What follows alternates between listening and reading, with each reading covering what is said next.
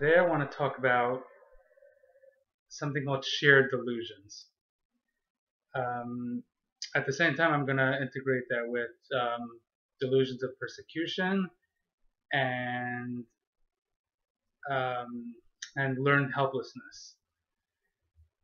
I'm working with actually a professional. He's a psychiatrist, and you would think that somebody who is a psychiatrist would have the most insight to delusion and would not have one themselves.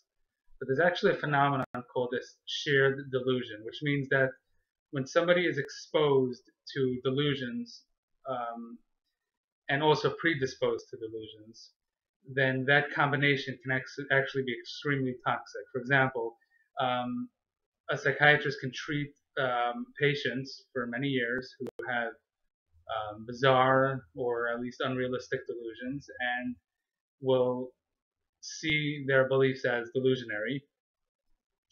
But over time, if the psychiatrist or the psychologist or the mental health professional has a predisposition to having a delusion themselves, they can actually start to take on those delusions, which is basically the brain is constantly being pummeled with delusions and stories and other people's beliefs, and the brain eventually starts to say, maybe they all have a point. Maybe they're the right ones, and I'm the crazy one for thinking they're all crazy. And as much as the mental health worker may have insight, they can actually eventually start to believe and take on some of those delusions if they themselves are predisposed to them. So this psychiatrist had a belief that I would work with, had a belief system that he was being watched by the Department of Health, by the DEA, by the various government agencies that oversee mental health workers, and they were monitoring his activities and the medications he prescribed and his patients, and he believed that it was because of some comment he made against the medical establishment, and in retribution they were coming after him, and they were looking to take away his license, and so on and so forth. So his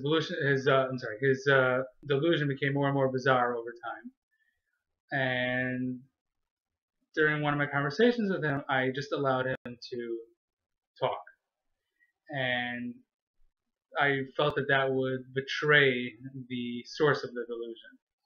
So he started off talking about how the government's listening to him, and they might be wiretapping his house, and they are trying to take away his license, and just bizarre stories of real persecutory delusion. Anyway, over time, as he continued to speak, he would started to talk about how a couple of years ago, about 20 years ago or so, he had his license revoked temporarily because of some kind of apparently a petty violation. So the authorities in that case did revoke his license for a short period of time. And then he continued to talk and mentioned how he grew up in a country that was a police state. He was not originally from the United States. So, and then he started to talk about his family, how he has children with mental health issues that he wishes he could help them, but unfortunately, even though he himself is a psychiatrist, there's nothing he could do for them. And when he finished speaking, I didn't tell him he was delusional, but I asked him, as a mental health professional, if a patient was telling you everything they told you, that you just told me, what would you say about them? Would you possibly entertain the notion that they're delusional? And he said, yes, that sounds right. And I explained to him that based on everything he was telling me, it sounded like he grew up in a police state. where there was extreme government oversight. Then he personally was targeted by authorities, whether justified or not. I don't know all the details.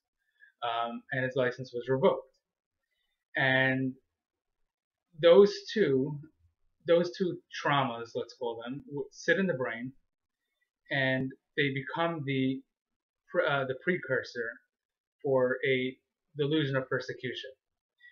The next step is this person is bombarded with patients who are delusional and telling him stories about how they're being persecuted and followed and watched and bugged and listened to, etc. And that sits in the brain as well and is added to the stew.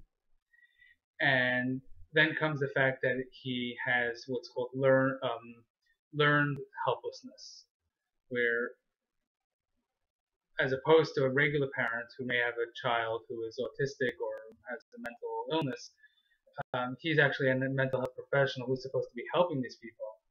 And when that happens in that case, the person actually feels more helpless than the average person, because the average person understands that they're helpless in that field. If they have a child with a medical illness, they understand that they're not a doctor. They're relying on others, on professionals. When a mental health professional, when a doctor has a child with a medical condition, they actually begin to feel extremely helpless because they feel like that's their job. They should be able to help, but they can't. And they can't help their own child, and that makes them feel extremely vulnerable and helpless.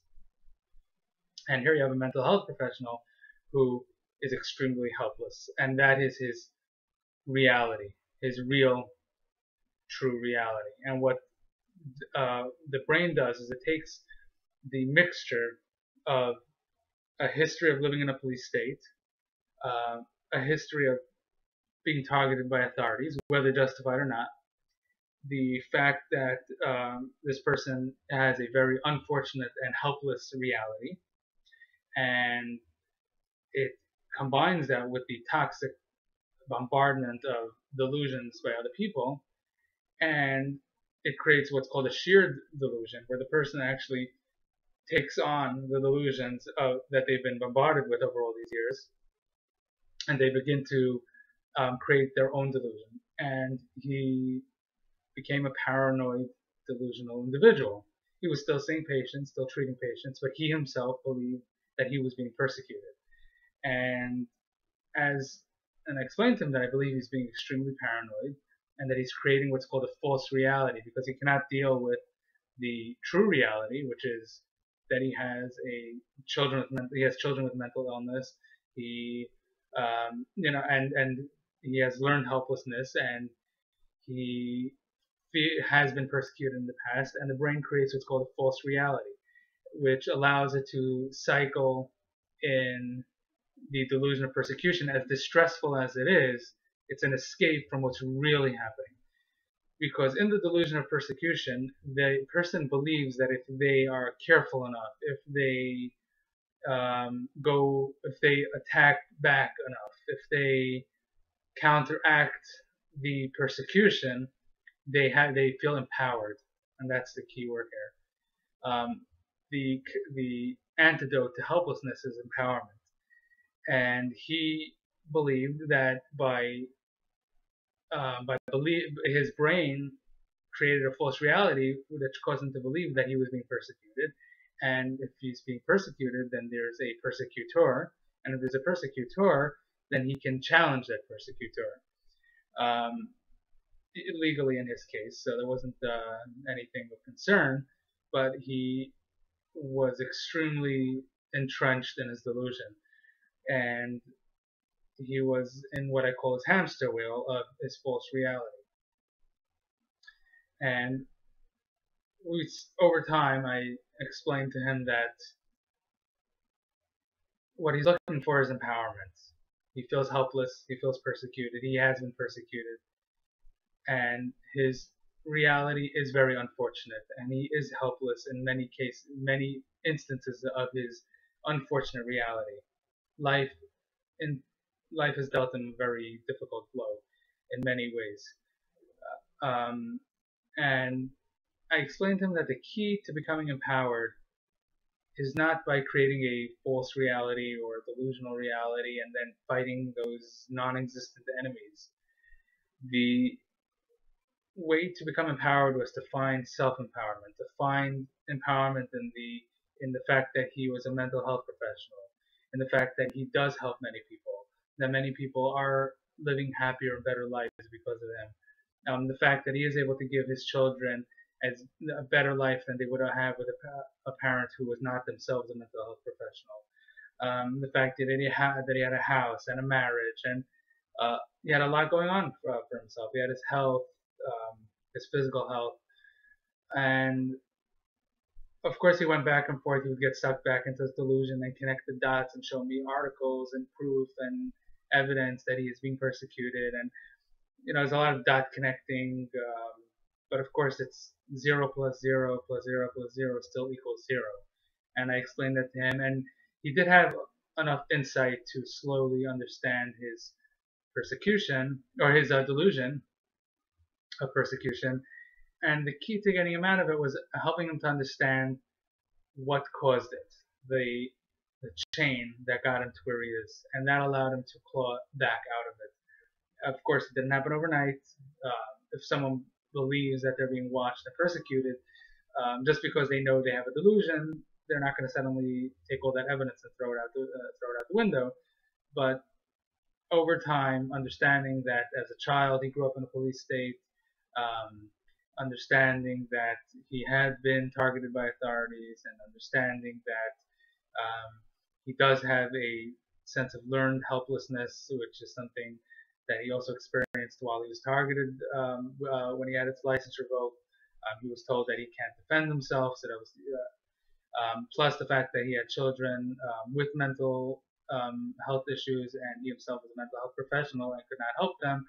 He started to feel very helpless, and that he was looking for empowerment, and coupled with the fact that he was being hit with other people's delusions on a daily basis, his brain created his own delusion. It was a non-bizarre delusion because it, first of all, did not impair his daily function, and it was also something that may or may not happen at times for whatever reason, but it's not something that I believe was happening to him.